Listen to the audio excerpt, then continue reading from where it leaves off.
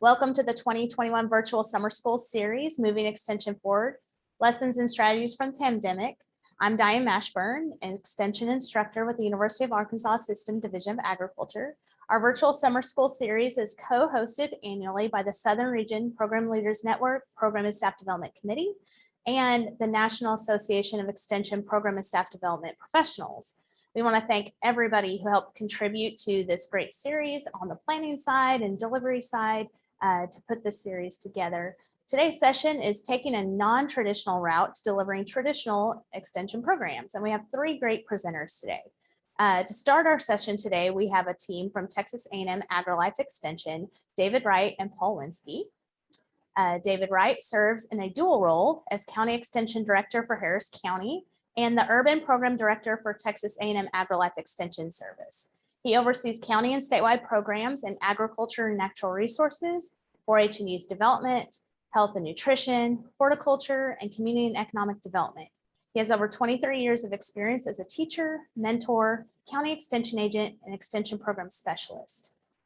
Paul has been with Texas A&M AgriLife Extension as a county extension agent in commercial horticulture since January 2013. He has over 30 years of experience in the greenhouse and nursery industry with expertise in new product development, integrated pest management, and nursery greenhouse production. Paul's programming focuses on the green industry, nursery and greenhouse producers, landscape maintenance companies, golf courses, and arborists. They will be followed today by Dr. Julie Robinson, who traveled very far from the University of Arkansas System Division of Agriculture. Dr. Robinson is an associate professor with the University of Arkansas. Dr. Robinson specializes in instructional design, leadership, and employee development. She has been with the University of Arkansas since 2013. She received her Bachelor of Science degree from Arkansas State University, Jonesboro, her master's from the University of Arkansas, Fayetteville, and her PhD from the Ohio State University. So I want to thank all of our presenters today for coming and presenting. We also have two great facilitators assisting us in the background with our Q&A today. We have Cheryl Newberry, who from Oklahoma State University Extension, and Sarah Traub from University of Missouri Extension. So thank you to both of them with their assistance today. So with that, I would like to turn things over to Paul and David. All right, thank you, Diane. What a great opportunity to be with you all this afternoon, and definitely hats off to the University of Arkansas for planning, coordinating such a great opportunity for other universities to share some of the programs that we've been able to offer throughout the nation. And of course, we all know it was a somewhat of a difficult and difficult time for all of us during this past 18 months dealing with the pandemic, and not that it has left us by any means, but we have certainly found other means to be creative and innovative in our approach to working with our partners and our other colleagues across our fields across the universities. And so today what we'd like to do is share some information on a youth program that we've been very successful with in Harris County, and also Paul's going to talk to you about an adult program that he's really transformed when we looked at our horticulture component as well. And as you think about moving forward, what it looks like, we've asked the question, do we go back? What does normal look like moving forward? Those are a lot of questions that we all have, but at the end of the day, I think it's important that we continue to focus on what we do, how we do it, and really enhancing and complementing the work that we all do on a daily basis. And so one of the things that we'd like to highlight this morning is our Imagine Science Greater Houston project. That's a national partnership between Girls Inc., Boys and Girls Club, YMCA, and also 4-H, of course. And what an exciting opportunity for us to work with the partners who share a vision and who share an outlook as we do when it comes to youth development. And as we all know, as youth professionals, there have been at times that the difficult part is for us to join together and come up with some common goals on how we work with our young people, our communities. And this particular grant, Imagine Science, allowed us to do that. The grant itself, specifically working with young people, ages really 4th through 8th grade, specifically focusing on STEM and the opportunity to introduce this program to girls underrepresented youth across our counties. For those of you who are not familiar with Harris County, we're housed and located in Houston, Texas, and we think about our greater Houston area. Houston, Texas itself, in Harris County, we have about 4.7 million people in the communities.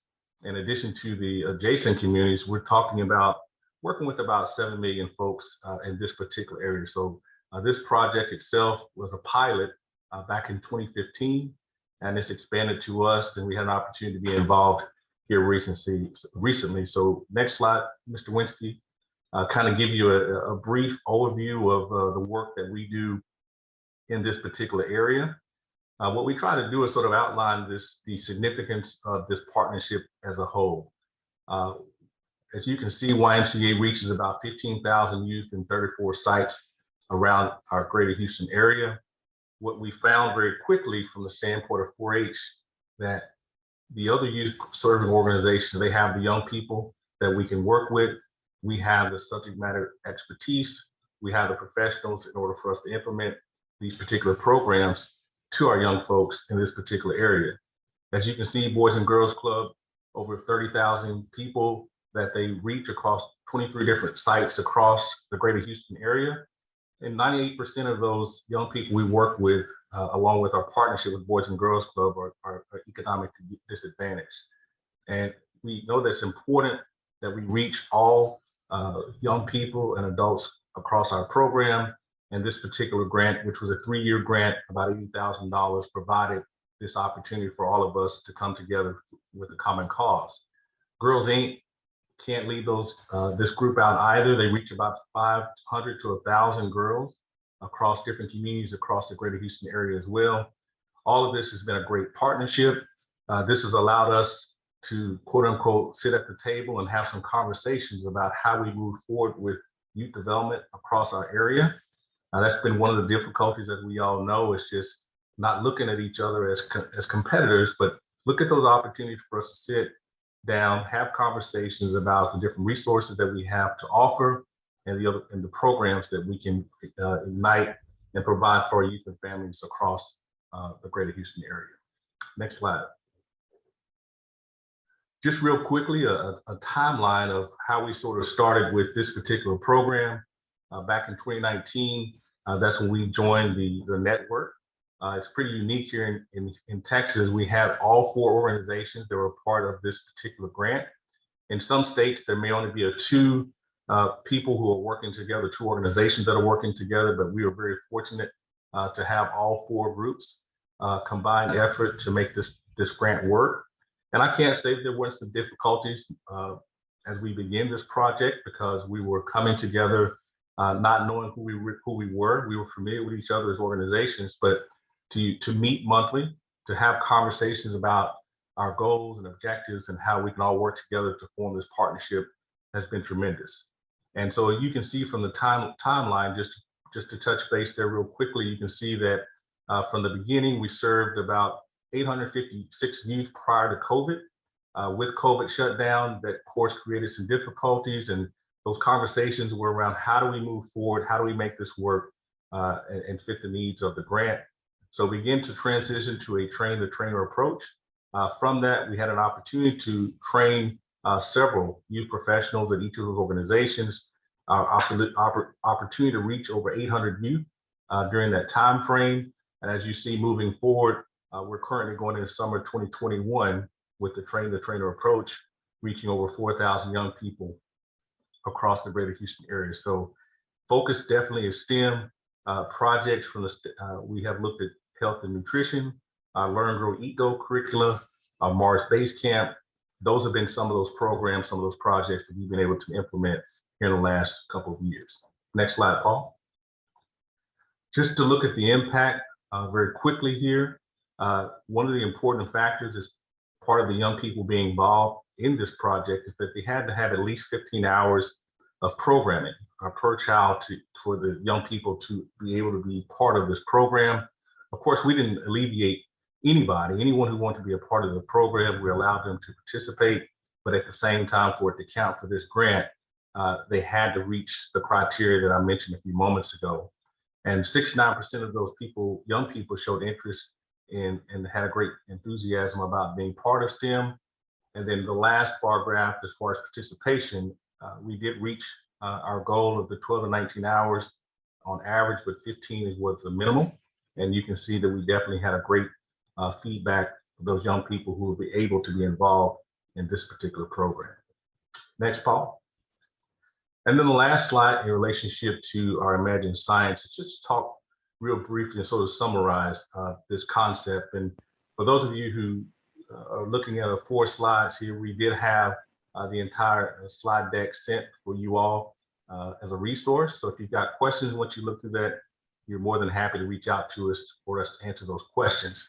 So ultimately, I wanted to really emphasize the fact that this was more of a collaboration, not competition. And I started off by saying that because oftentimes when new organizations come together, that's one of the things that we find, that we're more in a competitive stage than a collaborative stage. And this was a great opportunity for us to show that we did have a common goal. We were able to look at the resources that we had available and use those to our advantages. And one of those, starting from the left, is increasing funding opportunities was a great success rate. Being able to jointly submit proposals for grants has been a great opportunity for us. We have received additional funding in addition to the $80,000 for this Imagine Science grant, that we were able to utilize those resources to extend and look at our sustainability component of the grant itself. One of the things that was really good about the expanded impact of this program is with the number of sites that we mentioned a few moments ago, we have the opportunity now to develop 4-H clubs in those communities where the Boys and Girls Club, YMCA, and Girls Inc. are represented. So we've been able to use those existing funds and those funds that we received through other grant dollars to pay for those young people to be a part of 4-H moving forward. So we realized that from a sustainability piece, those young people being part of our 4-H program over an extended period of time allows them a chance to be involved, not only in Imagine Science, but an opportunity to learn more about all the great work that our programs have to offer. Third was marketing opportunities and exposure. For us to be able to go out into communities with each of our logos, with each of our representatives, and promote the work that we're doing has been excellent.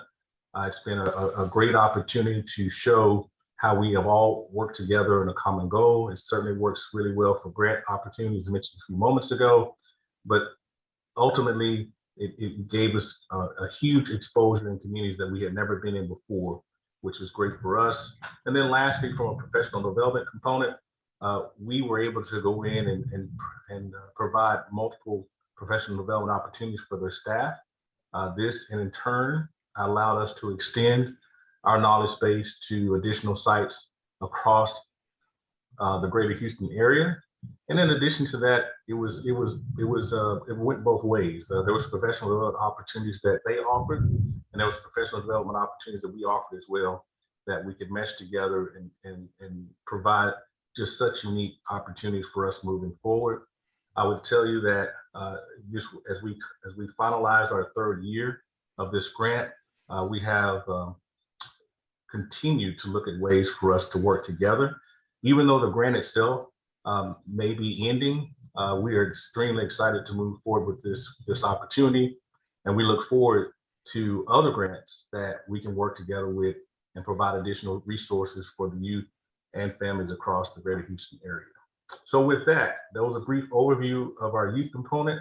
I'm going to turn it over to Mr. Winski, and he's going to share with you an adult program that he has transformed when we look at our horticulture component. So I will turn it over to you, Mr. Winski. All right, well, thank you, David. And we will jump into this right away. So roughly, it's hybridizing your educational program, and we were all in the same boat. So we will get started on this. So one of our situations where March 20th, we received the work from home order. We were supposed to be moving into new offices on that day. We had been refugees from Hurricane Harvey for the past 2.5+ years. So we were all excited about finally having a home, having our own office, as opposed to a workspace in an open room. And this occurred. So all of a sudden we were working from home. We knew we were going to have to embrace some of this new technology, which all of you had to do. So we heard about Zoom, we heard about Teams, but we had never used it before. Qualtrics was our surveying. I did a little dabbling in it before, but never really used it on a regular basis. And of course, virtual presentation skills are a lot different than when you are speaking in front of a group, which we all become comfortable with. And I think now we've all also become comfortable with virtual presentations. But we had to answer that question. We still needed to provide education. So how do we take what we know and what we don't know and still do our jobs was really our I guess our mantra going forward here. And I think this was words to live by for 2020 from Einstein. So our unit, our Ag and Natural Resources unit, in the middle of difficulty lies opportunity. So we saw there was an opportunity. We had talked about some of these ideas in the past, but we'd never really gotten around to it. So now we were being pushed. This was the trigger, the tipping point in order for us to develop these new methods. So our unit was myself, Shannon Dietz, he's our Ag and Natural Resources agent.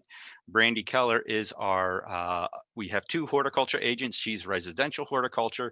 And Susan Hubert is our administrative staff that helps us. So we knew we could provide information on horticulture, gardening, urban agriculture, ag literacy.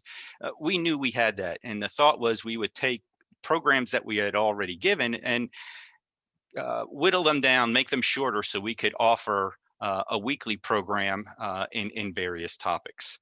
What we didn't know was what the interest was going to be. The garden centers and things like that were selling plants like crazy because people were home. We weren't sure what platform it was going to be. Length of program, we had an idea, but we weren't really sure. And then how were we going to get feedback so we could improve it over time? So we promoted it. So the flyer on the left-hand side was our very first one from May of 2020. So it was a weekly program every Thursday at 10 a.m. And you can see the topics that we covered in that first month.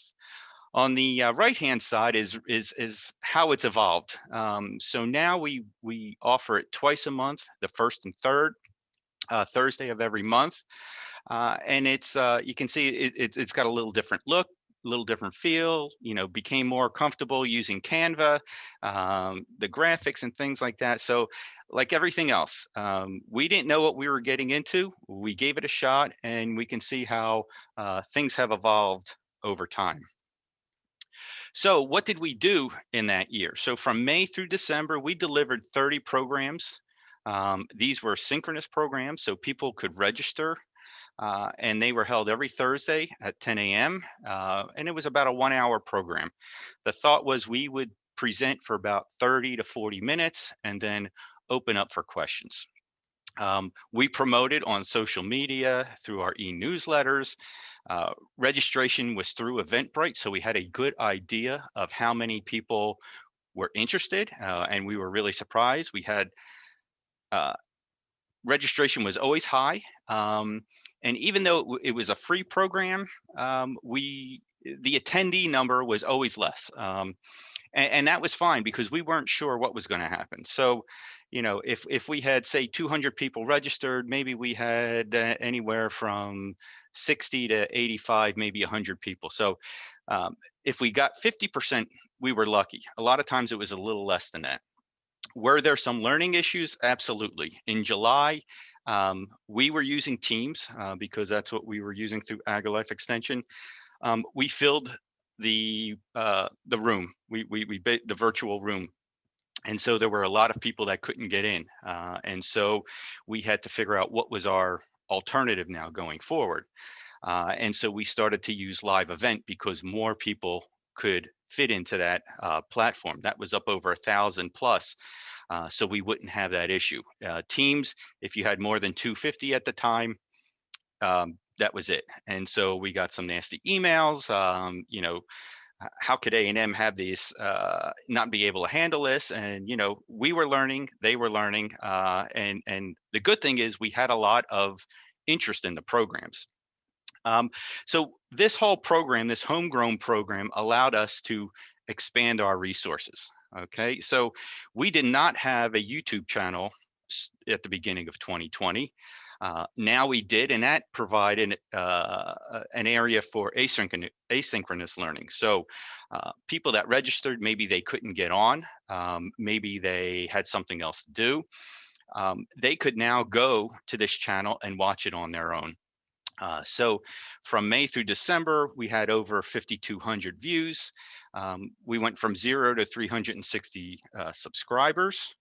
And then the next step was I did a lot of new product development in the nursery industry, and I always have the mindset of what's next? What's the next thing that we can offer? What's the next thing that we can do?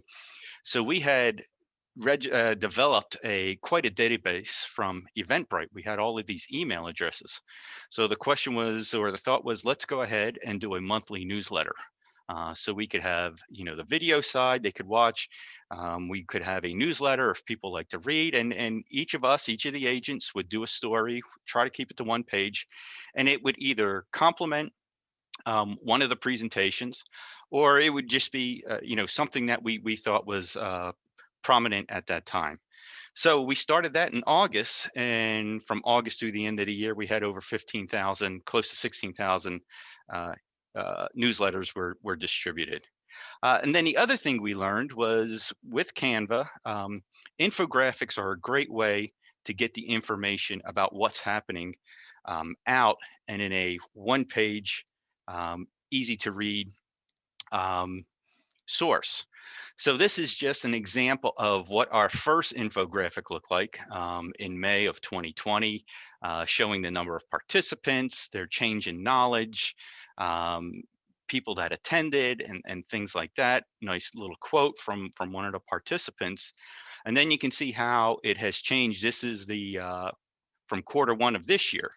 So we had 6 workshops. We can see the topics here.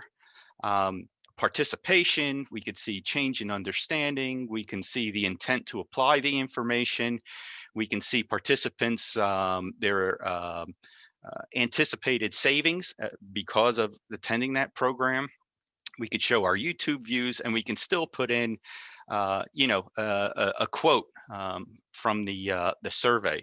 So this is great for, you know, our boss, David, because as he meets either at commissioner's court or legislators, he's able to give them this information. They can easily see it, read it, and get a good idea of what this program is doing and how it's filling a void in the county. So then the next question was, well, where are we reaching? All right, so this is, if you go to Batch Geo, if you Google it, it is online. It is free to use up to a certain number of data points that you can enter.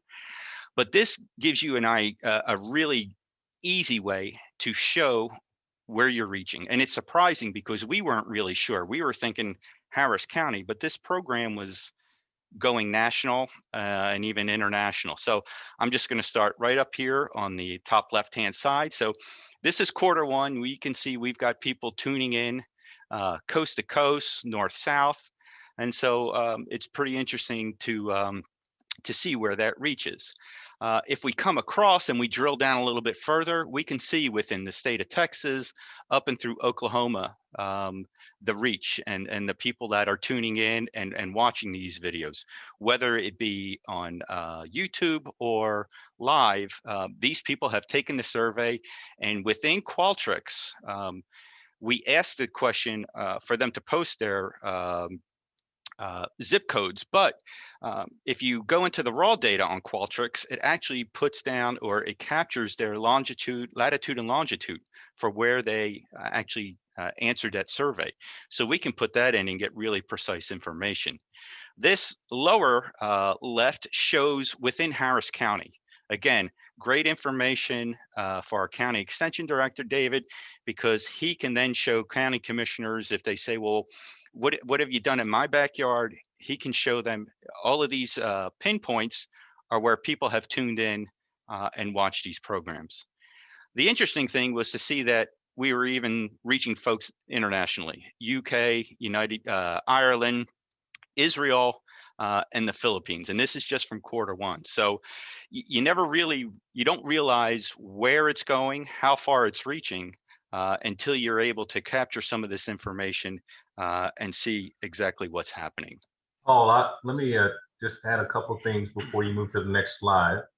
If you go back to that previous slide when you talked about the opportunity specifically to have those pinpoints in those particular areas of your county, I think that has been a tremendous opportunity for us to present and interpret the educational programs as mentioned within those precincts. And as many of us know, not only with your commissioner's court, but your legislators as well, anytime you have an opportunity to interpret what you do, it's important that they understand where you are at. And so this batch GO, the opportunity to utilize the other marketing pieces has been extremely beneficial for us. You can go into a precinct or go into a judge's office and talk about the impact that we are having on the constituents within their respective counties, respective precincts. That has been extremely beneficial as well. When you talk briefly about the infographic, I know many of us are using those, but I can tell you from a budget briefing perspective, those used to be pretty wordy for us to be able to go in and talk about all the things that we do in extension across the US, but to have an infographic in front of you, that's what I used for my budget briefing this past year. It was a wonderful resource. It's less slides. It's very precise, and anytime they'd like to go back and review it, that information is already it's on the document, and they can read it. If they've got questions, they can follow up. So I just wanted to reemphasize the importance of utilizing this concept with batch GO and those infographics to interpret the educational programs that you have within your respective counties. Great, David. Thanks. And so one of the other things we were able to do is we knew there was a lot more gardening going on. So we were able, with the use of the Qualtrics, the flexibility allowed us to add some additional questions.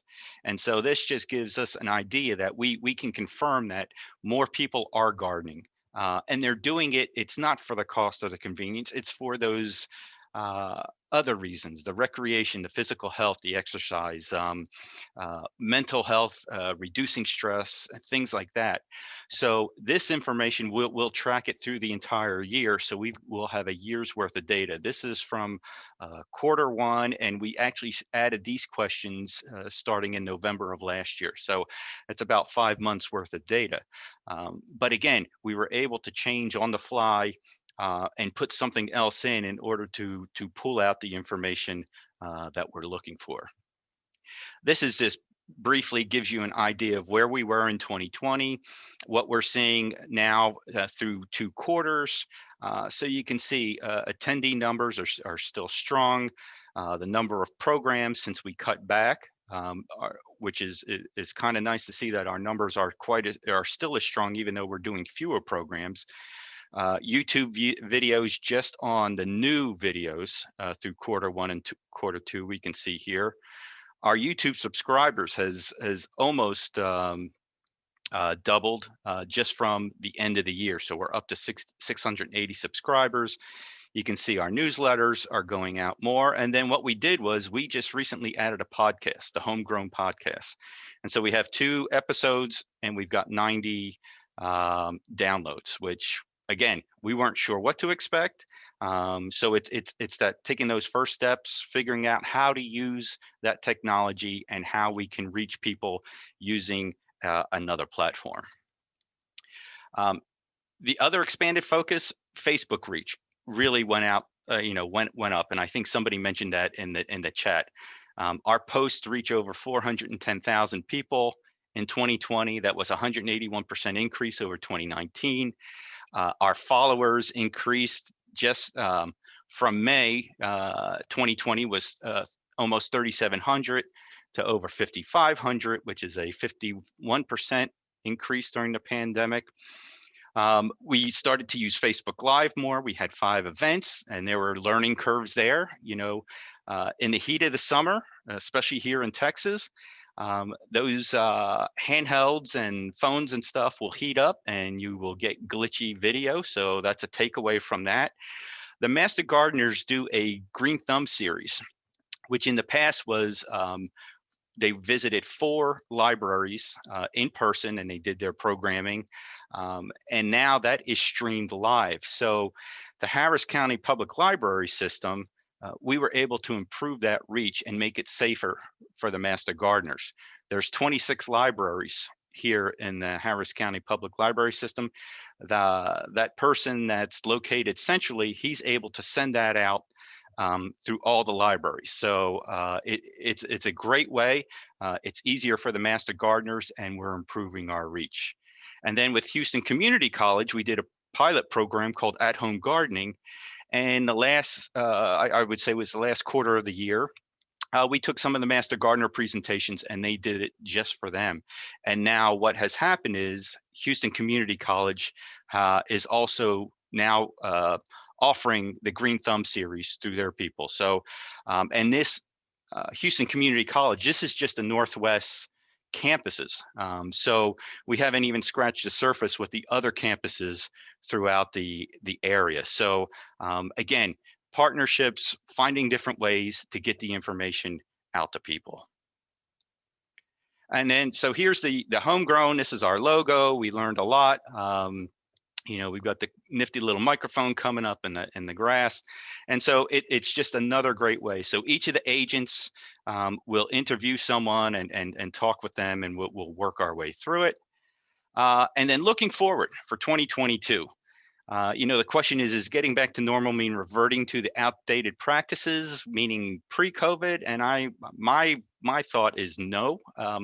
Let's embrace this flexible learning environment. Let's use our resources better, whether it's our specialists or external or industry specialists, that we can now bring them in and they don't have to travel all that distance. And I think it's going to make the programs much more fulfilling for the people that are attending. We can use our Master Gardeners, and it's really opened up additional partnerships for us. And then I think the other thing we can all take away is, you know, let's focus on the results and the activity.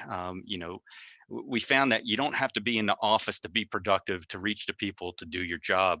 And so there are plenty of tools now where we can be productive and engage our clientele and deliver the information that they need. Okay.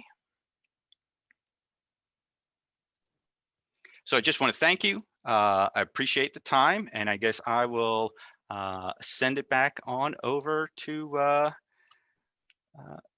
the team in charge. Okay. Well, thank you to Paul and David. Those are great programs. I know there's some questions coming in the Q&A. If you have questions for them, go ahead and keep setting those in the Q&A box. So at this point, we're going to transition over and have Julie Robinson present. All right. Thank you so much, Diane.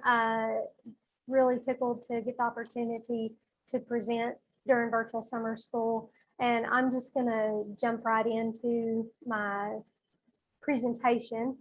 So I'm going to share with you today really more of an ANR, or Ag and Natural Resources program area of focus. And that is virtual field trips or tours or days or whatever everybody calls them before, during, and after the pandemic.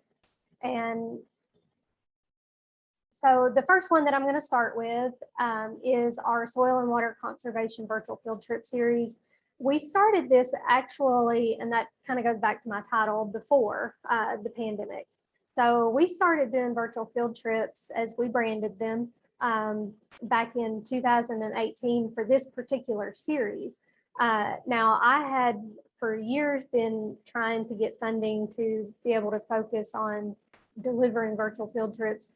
And whenever I tried to explain what the heck they were, people, funders, couldn't even wrap their head around what the heck it was. Well, 2020 finally drove the point home.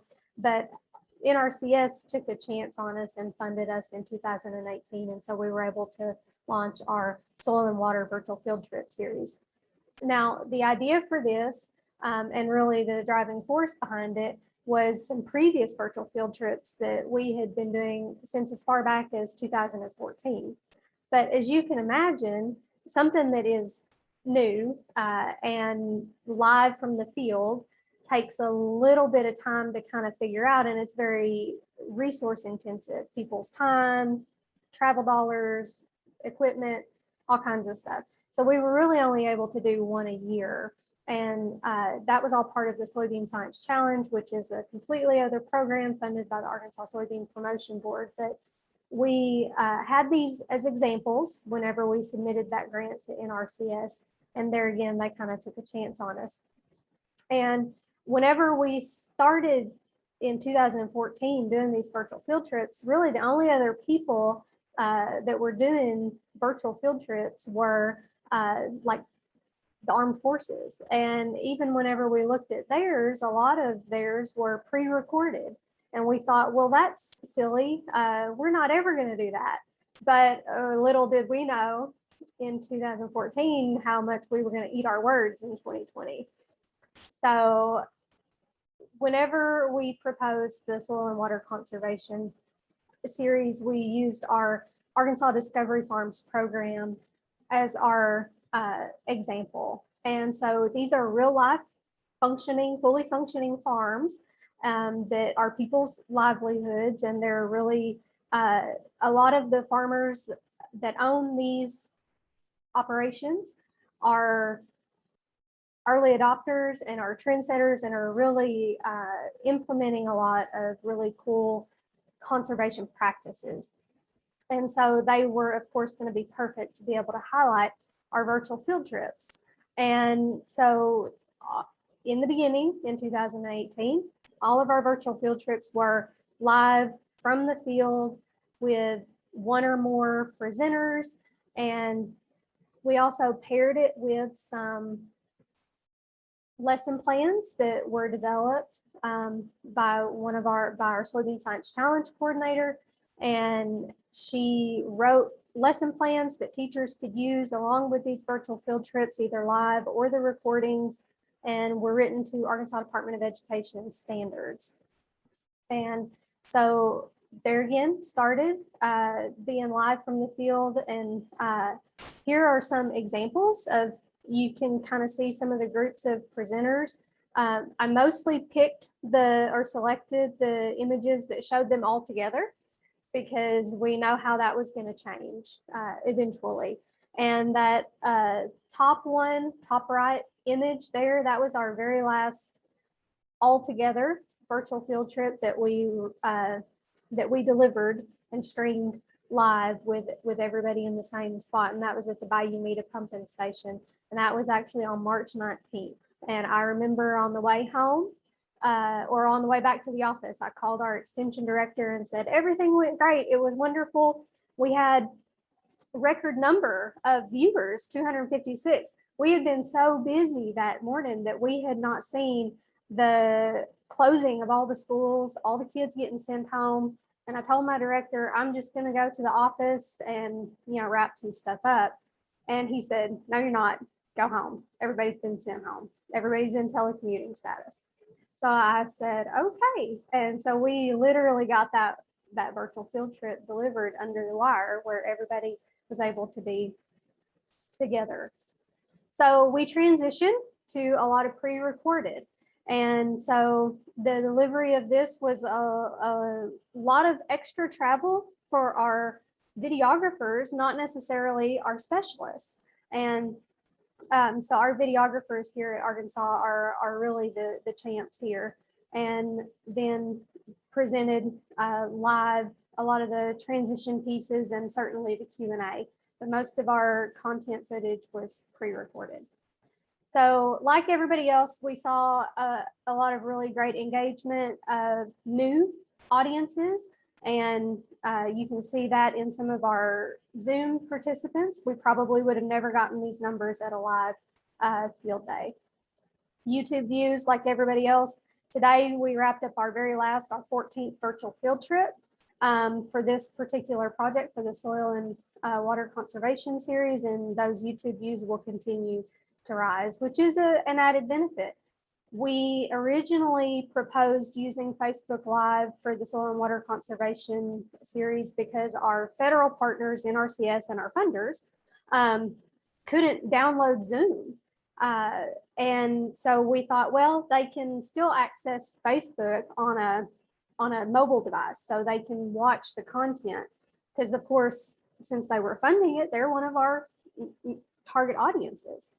And so whenever the pandemic hit in 2020, our federal partners being able to download Zoom became a moot point. They were able to get Zoom, they used Zoom, but we still went ahead and streamed on Facebook Live because we had learned, 2018, 2019, we were engaging a lot of new audiences, and I'm sure many of you experienced the same thing.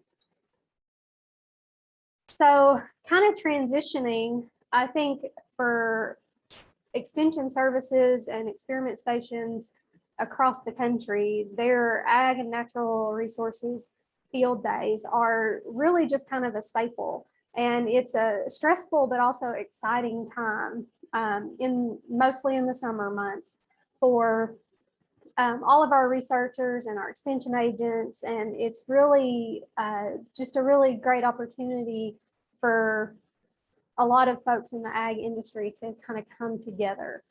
So I thought we all have like a million examples that we can share, but I wanted to, I have worked with, and we actually submitted a Joe article a couple months ago with some colleagues from across the country, and we all kind of shared our virtual field day examples with each other.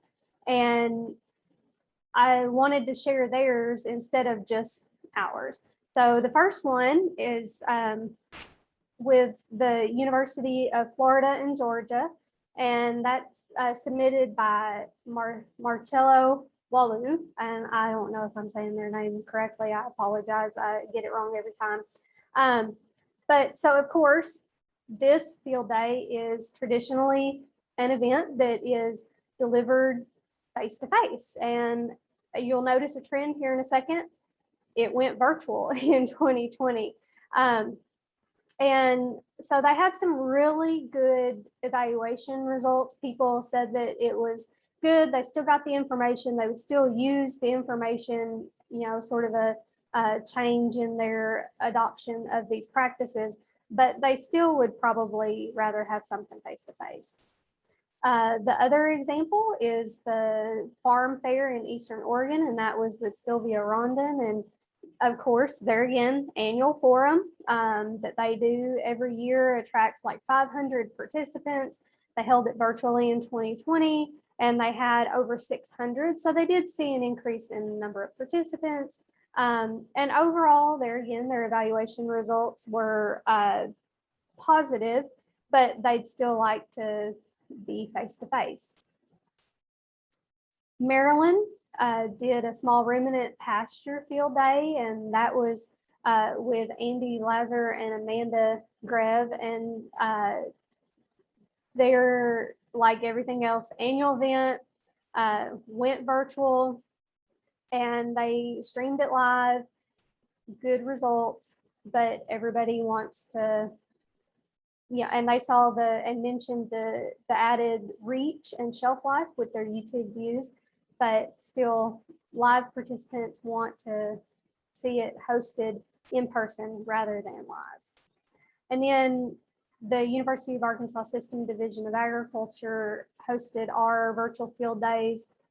We host them every year. In 2020, when we went virtual, we decided, okay, we're just gonna split it between kind of our four main commodities: rice, corn, soybean, and cotton, and delivered those and did a lot of, little chunked videos, and the overall evaluation results were positive, and we picked up some new audiences, and we saw a spike, or not a spike, we saw a lot of longevity with our YouTube views, but people still would prefer to be face-to-face.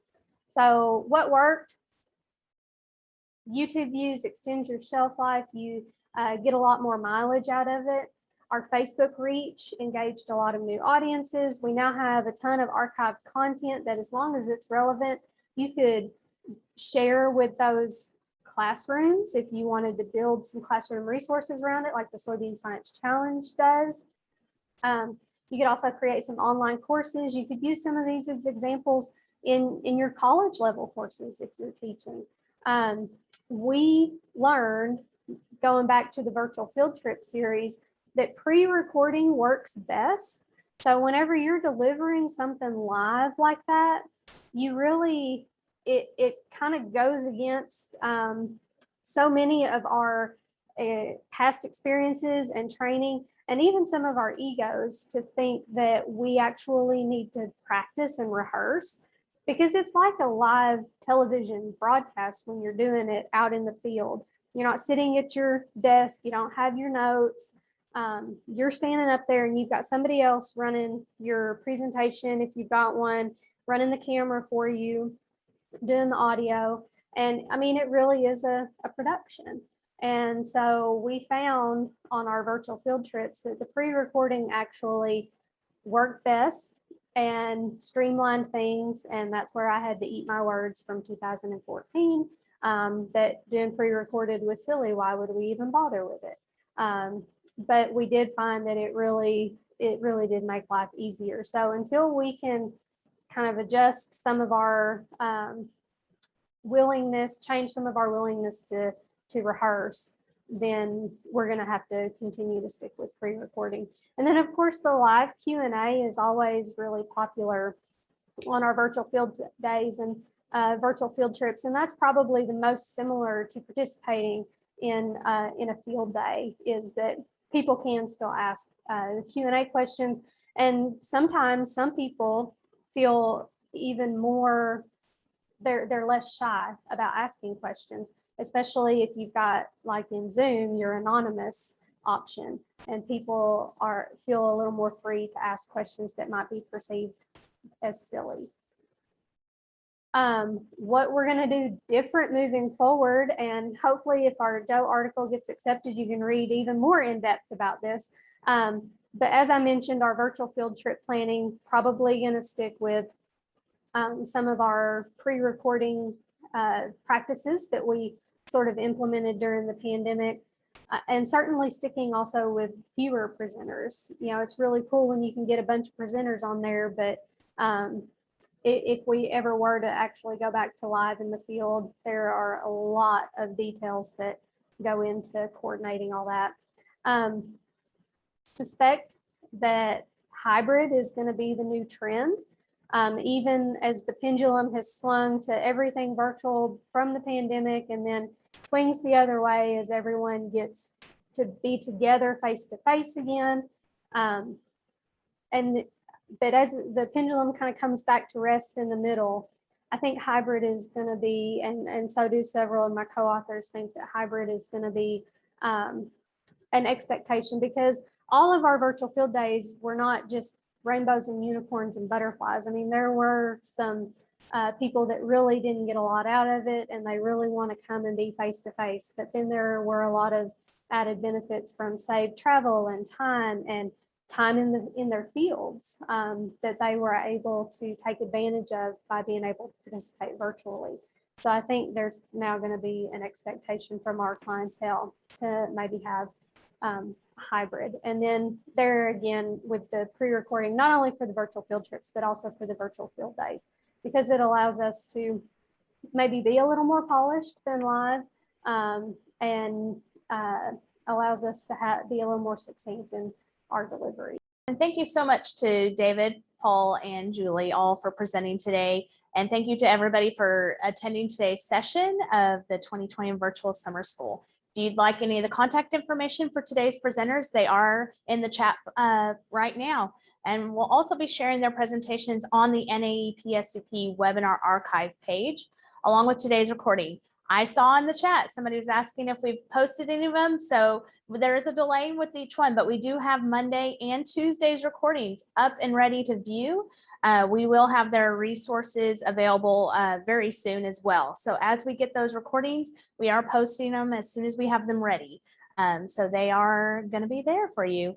We'd appreciate your feedback on today's session, and there's going to be a couple of ways to access the survey. You can either follow the link in the chat, or using your phone, you can scan the QR code that will be shown on the closing slides. And to wrap things up for today, we invite you to join us for our final session tomorrow for the virtual summer school. We'll be conducting a panel with extension leaders entitled, "Where do we go from here?" Our panelists are Dr. Jorge Atiles, Dean of Extension at West Virginia University, Dr. Chris Watkins, Director of Cornell Cooperative Extension, as well as ECOP Chair, and Dr. Doug Steele, Vice President of Food, Agriculture, and Natural Resources with APLU. It'll be a very exciting panel. I can't wait to hear what each of these great leaders within Extension have to say. You can visit the NAEPSEP website to register for tomorrow's session. Thank you again to all of our presenters, our facilitators, and to everybody in attendance today. Have a wonderful day, and we hope to see you tomorrow.